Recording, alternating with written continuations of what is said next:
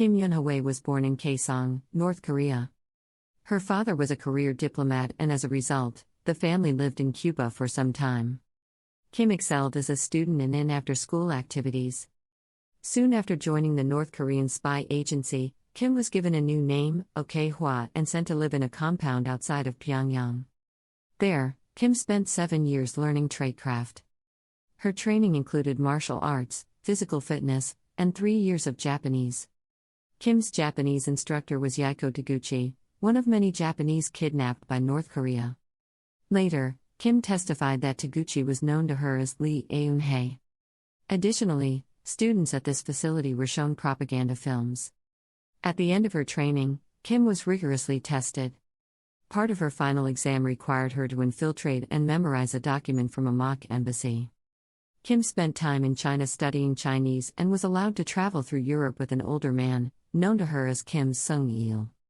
This was part of her extensive preparation to complete a mission that was of great importance to the ruling Kim family. Her younger brother had died and her sister, who had married, was now a widow. The two lived in Macau for a time, where they used silkwang trading as a base of operations. In 1987, Kim was given an assignment to blow up Cal 858. She was told that the order came directly from the dear leader himself, Kim Jong-il. Handwritten, that is. She was told that if she were successful, she would be able to return and live with her family and would not have to work as an agent afterward. She was once again paired with Kim Sung-il, who was recovering from a stomach operation. She was traveling with a fake Japanese passport under the name of Mayumi Hachiya along with Kim Sung-il, who posed as her father and used the name Shinichi Hachiya. The two traveled through Europe and eventually met other North Korean agents in Budapest who provided them with the materials to complete their mission. Once they had left the bomb behind, hidden in a radio device, in a luggage rack of Cal 858, Kim Hyun Hui and Kim Sung-il disembarked in Abu Dhabi and traveled to Bahrain. The two terrorists were apprehended in Bahrain after investigators discovered that their passports were fake. Kim Sung-il bit a cyanide pill that was hidden in a cigarette and died. Kim Hyun Hui unsuccessfully attempted to do the same, but a Bahraini policewoman snatched the cigarette out of her mouth just as she started to ingest the poison. She was hospitalized and then later interrogated. At first, she insisted that her name was Pai Chue Hui, an orphan from northern China who had met an elderly Japanese man with whom she was traveling. She denied any sexual involvement with her partner Kim Sung-il. However, her accent did not sound like she came from northern China.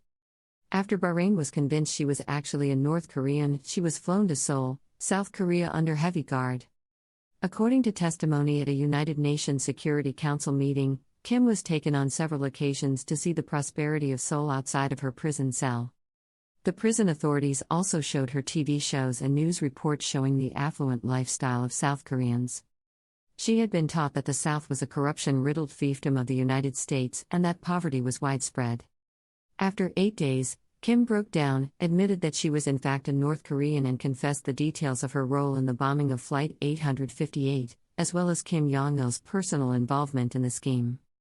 For her role in the bombing of Cal 858, Kim Hyun Hui was sentenced to death in March 1989. However, South Korean President Roh Tae-woo pardoned her in 1989, taking the view Kim was merely a brainwashed victim of the real culprit, the North Korean government. She later wrote an autobiography entitled The Tears of My Soul and donated the proceeds to the families of the victims of Flight 858. In an interview with Washington Post correspondent Donna Oberdorfer, Kim said that she'd been led to believe the bombing was necessary to aid the cause of reuniting the peninsula. However, the sight of Seoul's prosperity made her realize she'd committed the crime of killing compatriots. In December 1997, Kim married a former South Korean intelligence agent who also served as her bodyguard, with whom she has 2 children. In March 2009, when meeting family members of Yaeko Taguchi, she mentioned that Taguchi may still be alive, and in connection with this she visited Japan in July 2010.